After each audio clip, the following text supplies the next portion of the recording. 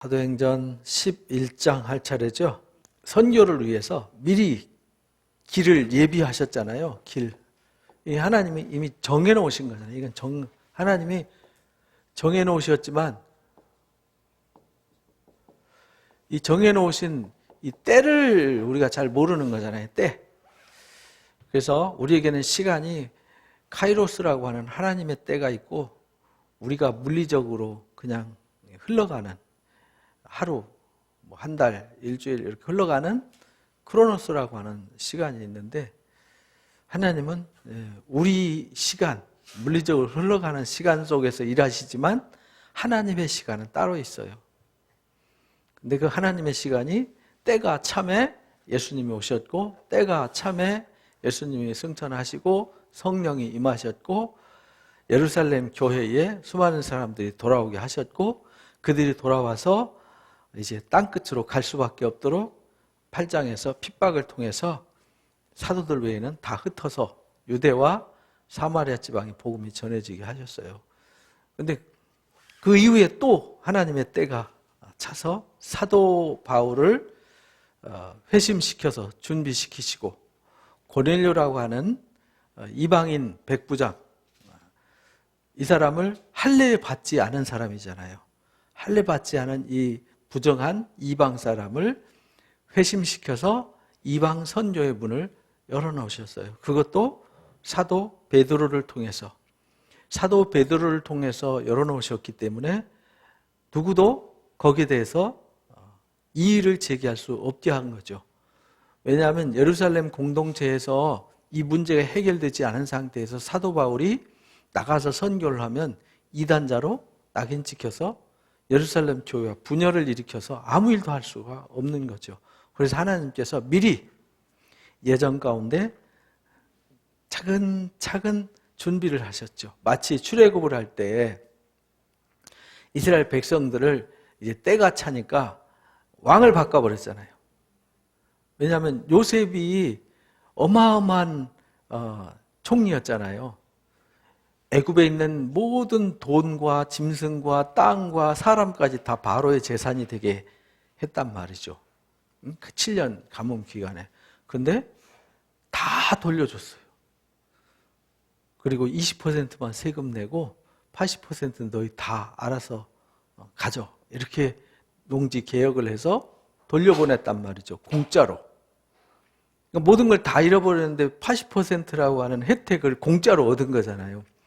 그래서 요셉이 전무후무한 애굽의 은혜자로 세워진 거죠. 그래서 애굽의 모든 민족은 이 요셉을 가장 우러르고 존경하는 총리로 하나님이 세워주신 거죠.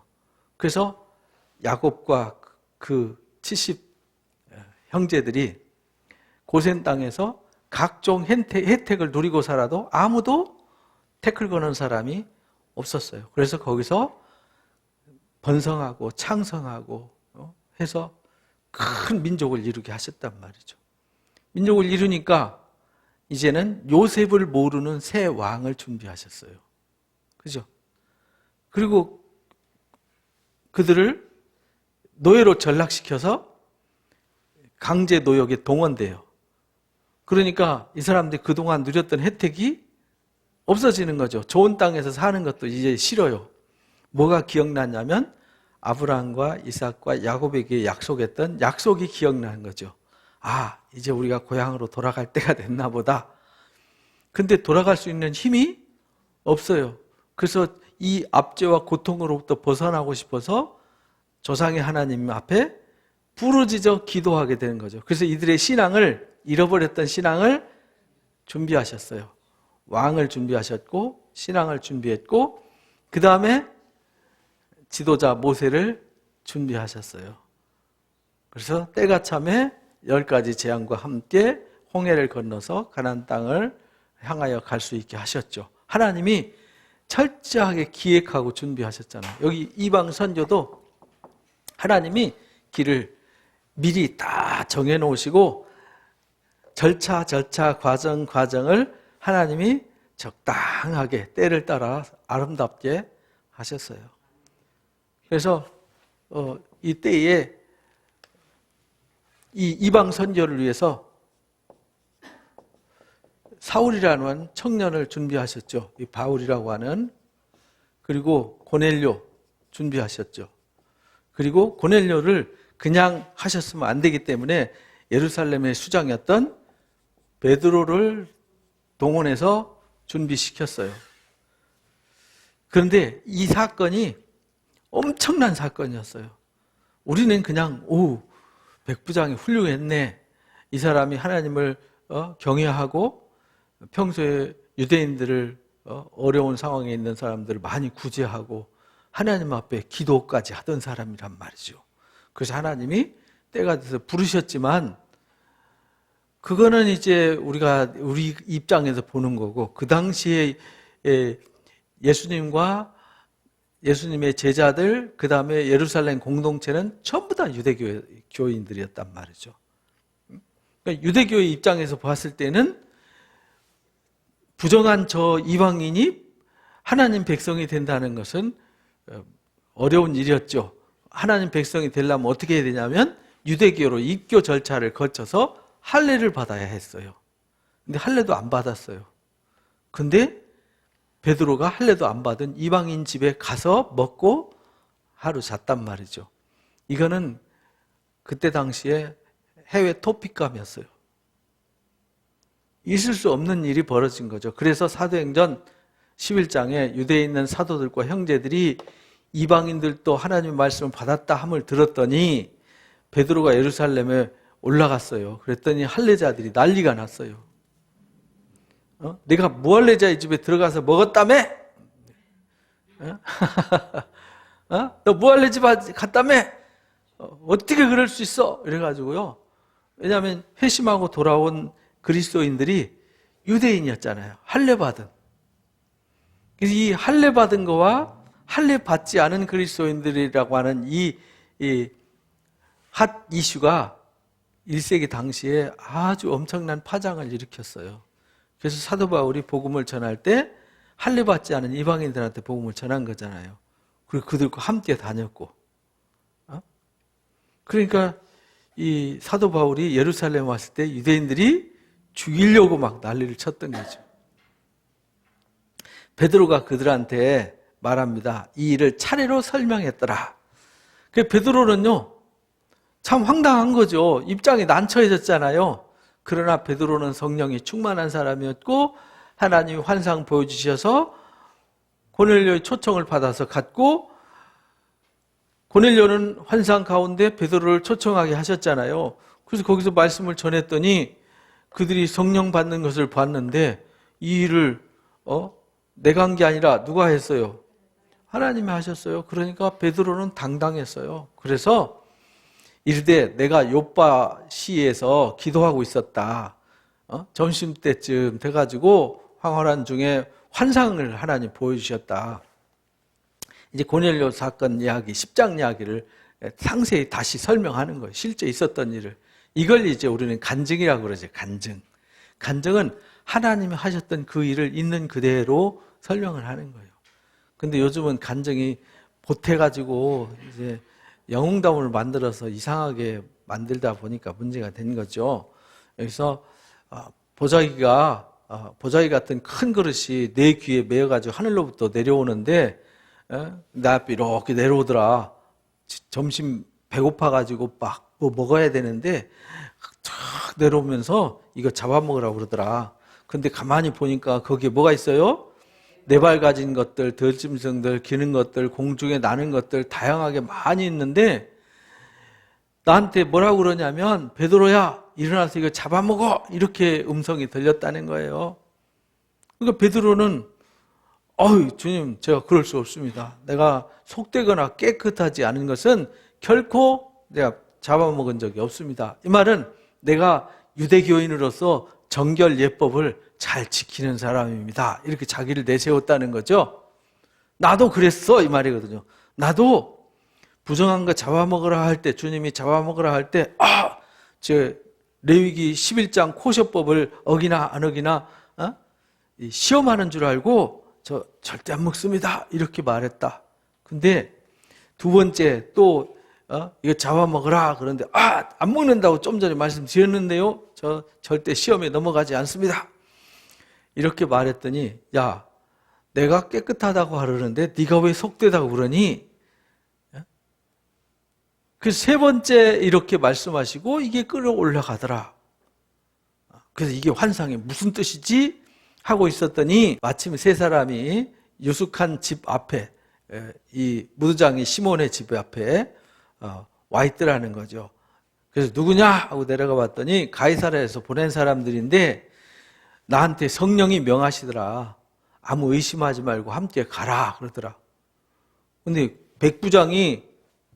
이방인의 백부장이 베드로를 찾으러 왔다는 얘기는 베드로가 환상 안 보여주시고 성령이 가라 명하지 않으면 못 따라가죠. 왜?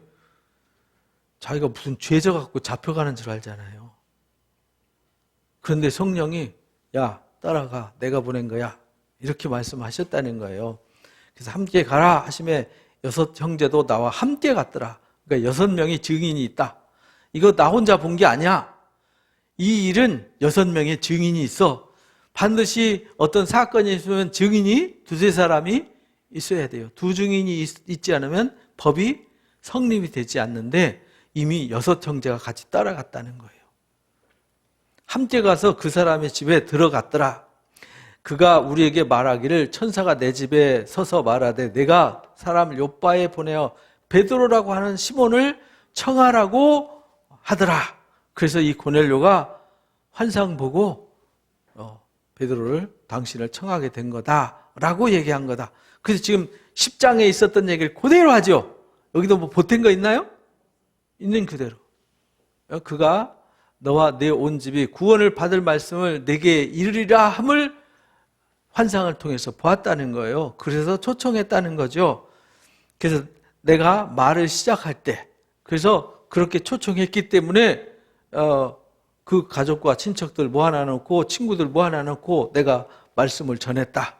내가 예루살렘에서 설교할 때 3,000명, 5,000명 회개하고 돌아오지 않았냐? 그것처럼 내가 설교를 했더니 성령이 그들에게 임하더라. 오순절 마가다락방에 성령 임하듯이 각 사람 위에 성령이 임하는 것을 보았다. 임하기를 처음 우리에게 하신 것과 같이 오순절 마가다락방에 성령이 임한 것처럼 이들에게 성령이 임하더라. 내가 주의 말씀에 요한은 물로 세례를 베풀었으나 너희는 성령으로 세례를 받으리라 하신 말씀이 생각났다.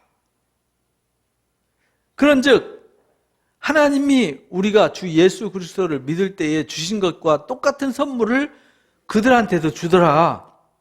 그런데 내가 누군데 나같이 보잘것없는 사람이 어떻게 하나님이 하시는 그 일, 하나님 그거 안 됩니다. 그 이방인입니다.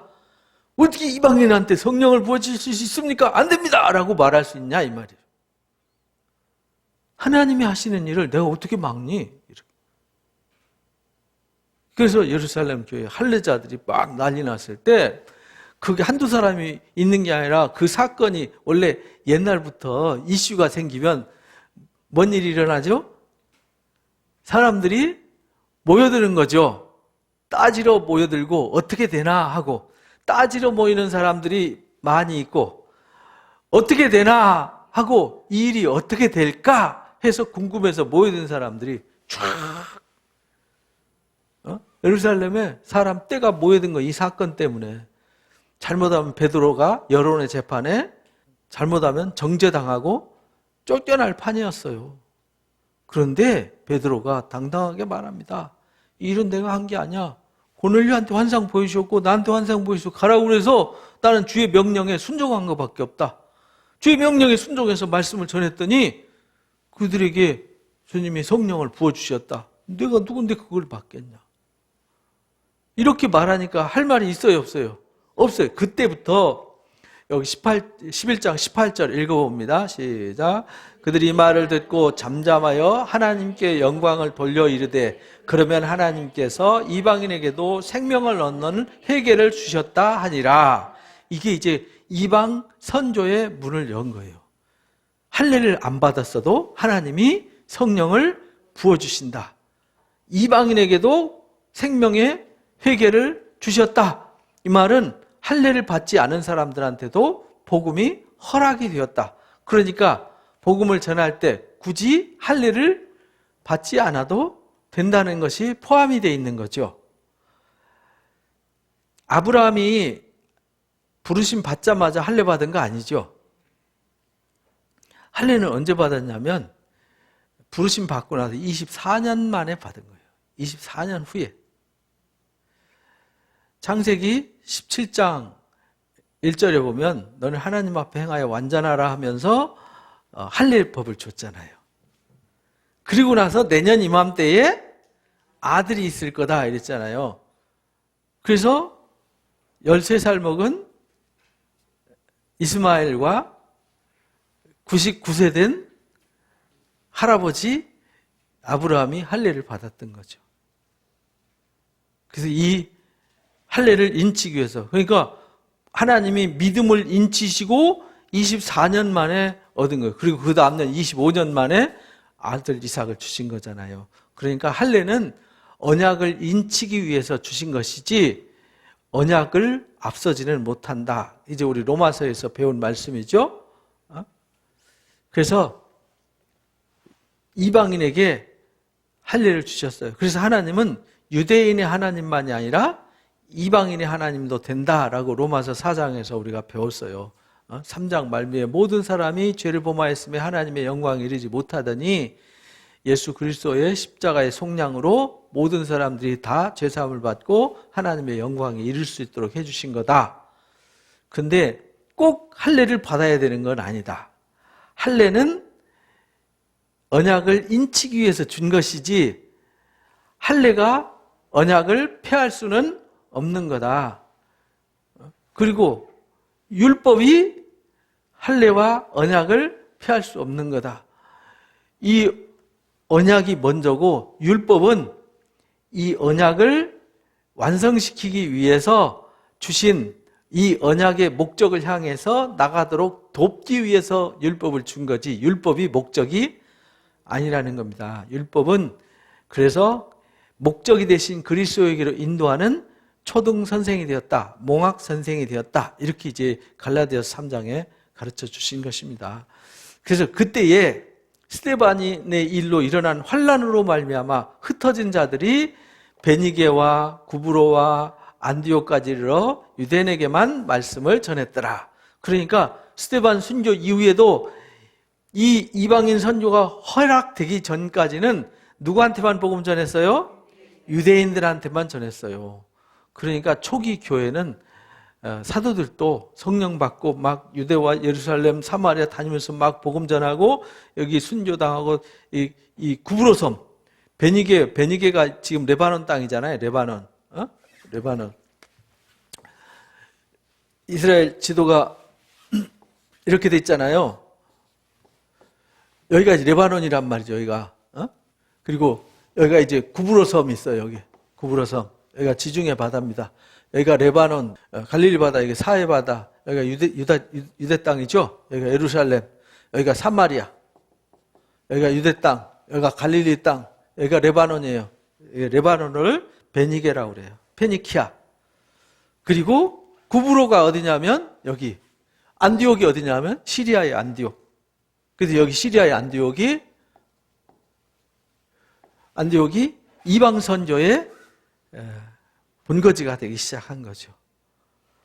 그래서 구브로와 안디옥까지를 유대인들에게만 복음을 전했어요.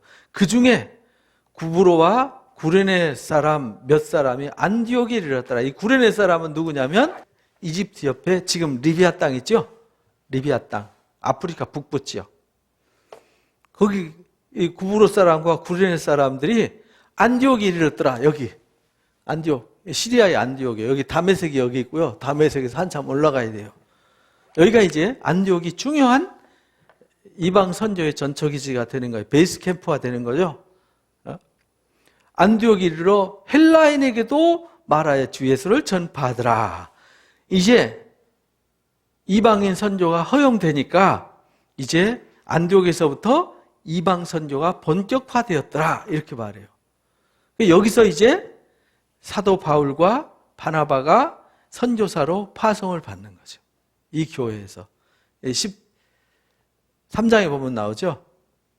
안디옥 교회에 선지자들과 교사들이 있으니 바나바와 니게르라고 하는 시몬과 구레네 사람 루기오와 분봉 헤롯의 젖동생 마나엔과 사울이 이제 선지자와 교사 활동을 한 거예요. 여기서 주를 섬겨 금식할 때 성령이 이르시되 내가 불러시키는 일을 위해서 불러시키는 일이 뭐냐면 이방 선교란 말이죠.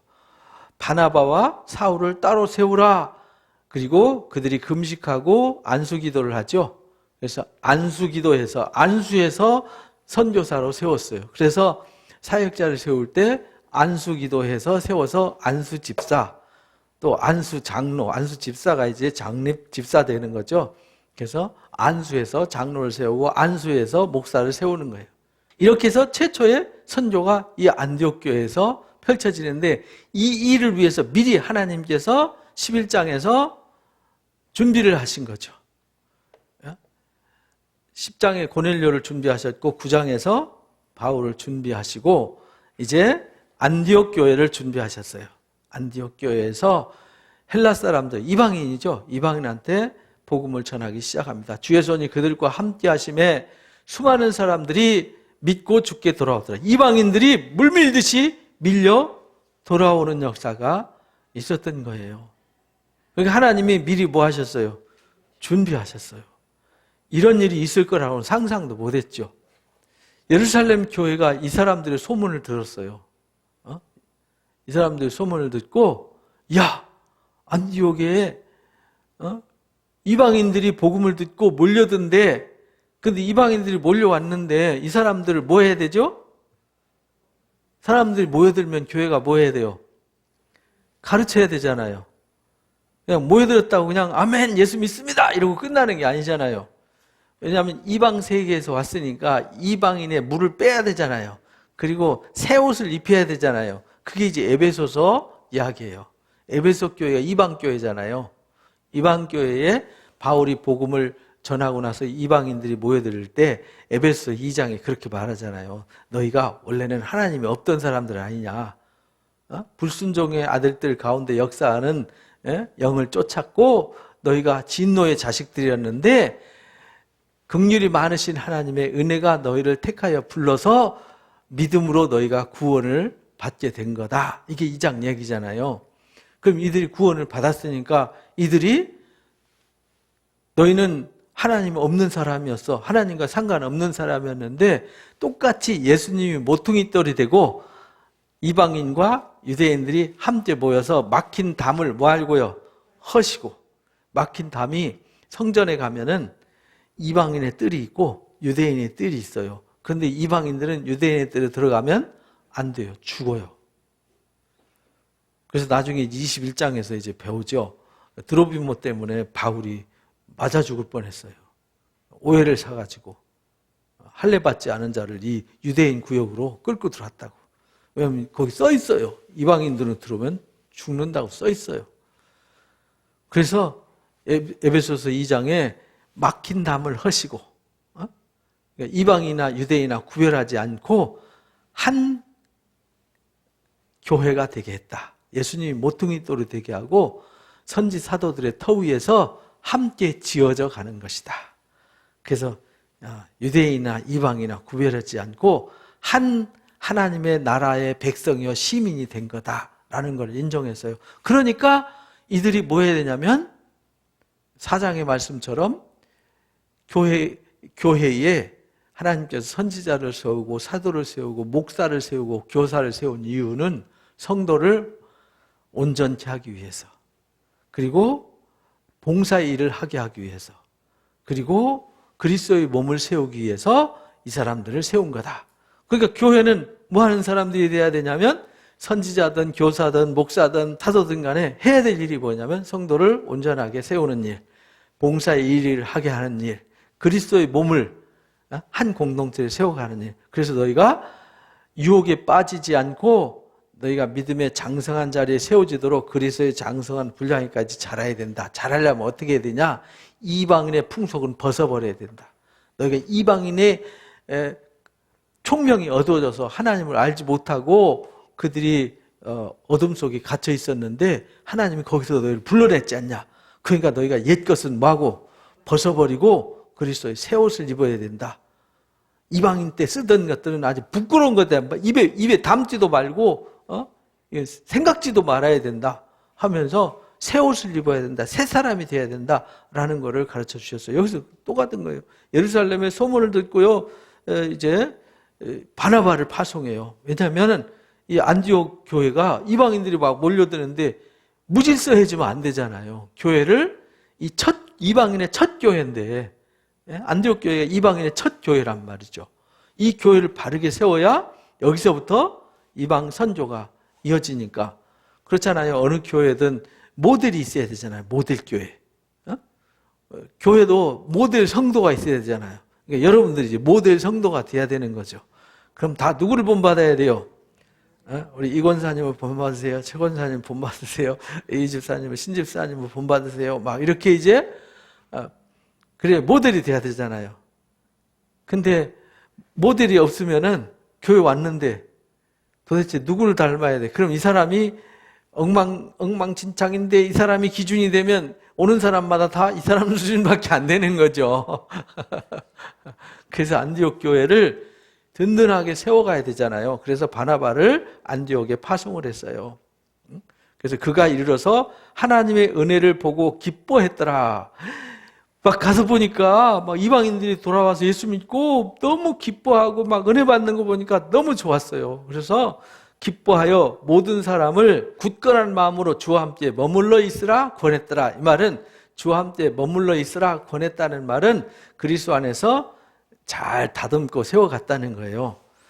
근데 이 바나바는 착한 사람이었어요. 착하고 또 어떤 사람이었죠? 성령과 믿음이 충만한 사람. 착하기만 하면 안 돼요. 또 성령과 믿음이 충만한데 안 착하면 안 돼요. 온유하고 겸손해야 되는 거죠. 그래서 바나바는 착한 사람이었고 성령과 믿음이 충만한 사람이었어요. 이에 큰 무리가 죽게 더하더라. 왜냐하면 이 사람이 믿음과 성령이 충만해서 성도들을 바르게 잘 가르쳐서 성도들을 성숙시켰더니 이 사람들이 나가서 또 복음을 전해서 사람들을 몰고 오잖아요. 그러니까 예루살렘 교회에서 파송한 이 바나바 때문에 안디옥 교회가 크게 부흥을 했어요.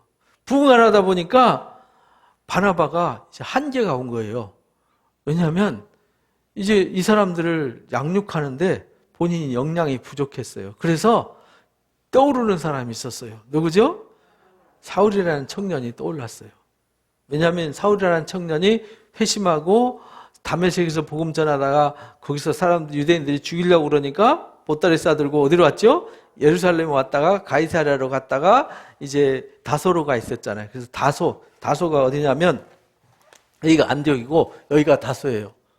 구부로 해서 갈 수 있는 여기서 그렇게 멀지 않아요. 그래서 여기로 초청하게 되는 거죠. 바나바가 사울을 찾으러 다소에 갔어요. 거기서 만나가지고 안디옥으로 데리고 왔어요. 바울 선생, 우리가 할 일이 많습니다. 가서 일합시다 라고 데리고 왔는데 이 다소에서 바울이 그동안 훈련을 받고 있었어요. 10년이 넘도록 훈련을 받고 있어요. 그러니까 바울이 이방인의 사도가 되기 위해서 어느 날 갑자기 이방인의 사도로 즉시 나가서 큰 일을 한 게 아니에요. 이제는 막 복음을 전하기만 하고 막 열심히 선교만 했지 체계적인 훈련을 받고 준비되는 데는 시간이 필요했어요. 그래서 다소에서 훈련을 받고 나서 이제 안디옥에 와가지고 이제 이 사람들을 가르치고 세우면서 더 큰 사도로 세워져 가는 것이죠. 데리고 와서 둘이 교회에 1년간 모여 있었어요. 1년간 모여 있다가 파송되었으니까 약 한 13년 훈련을 받은 거죠. 사도 바울이 회심한 때를 한 34년경으로 봐요. 근데 선교 파송받은 것이 47, 8년경으로 보거든요. 그러니까 한 13, 14년, 이제 갈라디아서는 14년, 14년간 훈련을 받았어요. 여러분들 또 훌륭한 선교사가 되려면 몇 년 훈련을 받아야 돼요? 제가 보니까 그렇더라고요. 제가 공부를 한 거 보니까 한 13, 14년 걸리더라고요. 그래서 한 사람의 인재가 만들어지는데 이렇게 많이 시간이 필요하구나. 그래서 누가 한 사람을 픽업해서 전도사로 세워가지고 목사로 세워서 한 교회를 이끌어가는 지도자를 세우려면 13, 14년은 훈련을 시켜야 돼요. 그래서 우리 교회도 이제 훌륭한 미래 목사를 한 사람 키워야 되는데, 그러려면 한 사람을 들여다가 잘 훈련시켜야 됩니다. 그러려면은 이 사람을 우리가 뒷감당을 해야 되니까 그런 숙제가 또 있는 거죠. 그죠? 1년간 모여 있어서 큰 무리를 가르쳤더라. 그래서 사도 바울이 가르침의 은사가 있었어요. 바나바보다 더 가르치는 일을 잘했어요. 그래서 가르쳤고 제자들이 안디옥에서 비로소 그리스도인이라는 일컬음을 받게 되었더라. 이 그리스도인이라는 이름을 받게 되었다는 얘기는 여기서 특별한 얘기예요. 우리는 그냥 그리스도인 이때부터 들었군 이렇게 말하지만 유대교인들은 항상 유대인, 유대교인 이렇게 들었단 말이죠. 그런데 그리스도인이라는 말은 예수쟁이 이런 말이잖아요. 우리말로 말하면. 나쁜 말로 말하면 이렇게 예수쟁이들 이렇게 말하는 거고요. 좋은 말로 말하면 예수를 잘 믿는 예수님의 제자들 이런 말이에요. 그래서 그리스도인이라는 최초의 단어가 이때 생긴 거예요. 그 이전에는 다 언약 백성들 또는 유대 교인들 이랬는데 이방인에게 선교가 이루어지고 이방인에게서 돌아온 사람들이 이제 그리스도인이라고 하는 새로운 칭호가 생긴 거예요. 이게 때로는 남들이 안 좋은 쪽으로 말할 때는 조롱하는 언어지만 이제 하나님 앞에서는 구별된 언어가 되는 거죠. 구별된 사람들 이런 말이에요. 오늘 우리도 그렇잖아요. 여러분들이 가정에서 사회에 나갔을 때 저 사람은 그리스도인 이 말은 세상 사람과 구별된 하나님의 자녀 이렇게 인쳐지는 거잖아요. 그래서 우리도 신앙생활하면서 조롱당하는 저 개독들 이런 소리가 아니라 그리스도인 이렇게 인정받는 사람이 되어야 되는 것이죠. 그래서 안디옥 교회에서 이들이 예수 믿으면서 남들과 구별된 삶을 살았어요. 가르침 받아서 가르침 받았기 때문에 달라진 거예요. 가르침 안 받았으면 안 바뀌었죠. 그래서 교회는 역시 교육이 필요한 거예요. 제자 훈련이 필요하고요. 양육이 필요한 거예요. 양육 안 받으면 변화되지 않아요. 그래서 양육 받아서 그리스도인이 되었어요. 그때에 선지자들이 예루살렘에서 안디옥에 왔어요. 여기 그때 당시까지만 해도 선지자들이 있었어요. 선지자가 뭐 하는 사람들이었냐면 말씀을 가르침 받아서 예언하는 사람들이었어요. 선지자들은 예언을 했거든요. 무슨 예언을 하냐면 구약 성경에 이사야가, 예레미야가, 다니엘이, 에스겔이 예언을 하잖아요. 예언은 항상 근거를 가지고 하는 거죠. 뭘 갖고 가죠? 하나님의 말씀을 가지고. 이스라엘 백성들이 이사야가 외칩니다.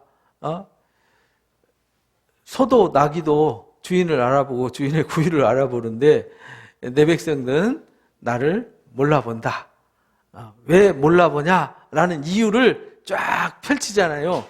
그들이 형식적으로 신앙을 했어요. 사람의 계명으로 잘못 가르침 받아서 하나님 앞에 신실한 신앙, 하나님의 말씀을 순종해서 신앙하는 것이 아니라 그냥 종교 생활을 한 거예요. 그 근거를 성경을 근거로 쫙 펼치잖아요. 그래서 너희가 돌아와야 된다. 안 돌아오면 너희가 징계를 당한다. 심판을 당한다라는 걸 외치잖아요. 여기 선지자들이 그런 역할을 하는 거예요. 예루살렘에서 안디옥 교회로 왔어요. 소문 듣고 안디옥 교회가 막 크게 부흥되고 바나바를 통해서 성장했는데 이제는 바울까지 합류해가지고요. 이 교회가 크게 성장했어요. 그때까지만도 바울이라고 안 쓰고 사울이라는 이름을 썼어요. 그런데 이방인 선교로 파송되면서 이제 이름을 바울이라는 이름을 쓰기 시작하는 거죠. 그 중에 아가보라고 하는 한 사람이 있었는데요. 일어나서 성령으로 말하되 천하에 큰 흉년이 되리라 하더라. 이 클라우디우스 황제 때에 그렇게 되었더라. 이 선지자들이 안디옥 교회에 와가지고 큰 흉년이 될 것이다. 흉년이 된다는 얘기는 성경에서 선지자들이 가뭄을 외쳤죠. 에레미야 선지자가 가뭄을 외쳐요. 에스겔 선지자가 가뭄을 외치잖아요. 왜 가뭄을 외쳤죠? 신명기 8장, 신명기 11장에 보면 하나님의 말씀 떠나면 뭘 닫죠? 하늘문을 닫아요. 그래서 뭐가 오지 않아요? 비가 오지 않아요. 그러나 말씀을 순종하면 이른 비와 늦은 비를 때를 따라 주세요. 그러니까 천하에 큰 흉년이 있다. 이 말은 지금 교회가 유대교가 심하게 부패해 있다. 이런 뜻이거든요. 그래서 예루살렘의 교회에 큰 흉년이 있었어요. 그 흉년을 돕기 위해서 이방인의 그리스도인들이 부조 헌금을 하게 되는 얘기가 나중에 이제 고린도 후서 8장 9장 얘기에 나오죠. 제자들이 각각 그 힘대로 유대에 사는 형제에게 뭘 보냈어요? 그래서 흉년을 외쳤더니 지금 안디옥 교회에서 이방인 사람들이 선교 헌금을 모아가지고 예루살렘 교회를 도와줬어요. 유대에 사는 형제들에게 부조를 보냈더라. 구제 헌금을 보냈더라. 선교 헌금을 보낸 거죠. 이방인 교회가 그러니까 하나님이 미리 이방인 교회를 준비하셔서 이들이 어려울 때는 서로 나눔을 실천하게 하셨어요. 신비한 일이죠. 그러니까 우리도 하나님의 말씀을 듣고 은혜를 받으면 우리가 어려운 교회를 돕고 어려운 곳을 섬기는 것은 당연한 것이다. 이렇게 이제 말하는 겁니다. 이를 실행하여 바나바와 사울의 손으로 장로들에게 보내니라. 이를 실행하여 이랬잖아요. 바나바와 사울의 손을 통해서 헌금을 하게 했더라. 이렇게 해서 이방인의 교회가 든든히 서가고 이방인 교회가 예루살렘 본교회를 돕고 예루살렘의 유대교, 아직 예수를 믿지 않지만 선교 대상인 유대인들을 돕는 역사가 있었어요. 놀라운 일이잖아요. 남의 나라에서 이방인들은 어떻게 하면 저 나라 공격해서 뺏을까 하는데 남의 나라 사람이 이게 지금 안디옥은 남의 나라잖아요. 유대 나라가 아니잖아요. 이스라엘이 아니잖아요. 남의 나라가 예수 믿었다는 것 때문에 그리스도인이라는 명칭을 얻을 정도로 그들이 변화되고 성숙해져서 이제는 남의 나라를 공격 대상이 아니라 도와서 섬기는 사람들로 바뀌게 하셨다. 놀라운 일이잖아요. 이게 국경을 뭐 했다는 거예요? 복음이 벌써 국경을 초월했다. 이런 걸 말하는 거예요. 그러니까 우리가 예수 믿으면은 담을 쌓으면 안 되는 거지요. 배타적인 담을 쌓으면 이건 그 안에 그리스도가 없다는 뜻이에요. 그러니까 우리는 배타적인 신앙을 가지면 안 돼요. 문을 열고 정말 누구든지 우리가 도와야 될 사람이 있으면은 도울 수 있고 서로 돕는 곳이 돼야 된다. 교회는 그런 곳이 되어야 합니다. 그래서 11장을 통해서 하나님께서 이방인 고넬료를 통해서 또 베드로를 통해서 세상 이방을 향해서 길을 뚫어놨더니 안디옥 교회가 이 선교 베이스 캠프가 돼가지고 사람들이 돌아오고 이들이 돌아오니까 바나바와 사울이 연합해가지고 이 교회를 든든하게 세웠더니 이 교회가 오히려 그렇잖아요. 교인 몇 명 안 되면 그들이 도움을 얼마나 돕겠어요? 몇 푼 되겠어요? 나중에는 마케도니아 교인들이 거액의 헌금을 했다 그랬어요. 거액의 헌금. 왜냐하면 예루살렘과 유대 지역에 있는 사람들 다 도와야 되니까 얼마나 큰 돈이 필요하겠어요. 생각해 보세요. 뭐 남들이 우리가 가난하다고 누가 도와줘요. 그럼 우리 몇 사람 돕는데 그 돈 몇백 가지면은 도와주겠죠, 그죠? 근데 여기 광명 시민을 다 도와줘야 된다. 얼마를 도와줄까요?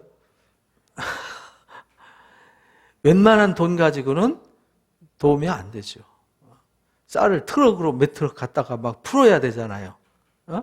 고대 시대는 지금처럼 막 빌딩 속에서 사는 시대가 아니었으니까 그 사람들한테 먹을 것을 나눠주고 그 가뭄 시기를 이겨나갈 수 있려면 쌀배 포대씩은 줬어야 될 거 아니에요.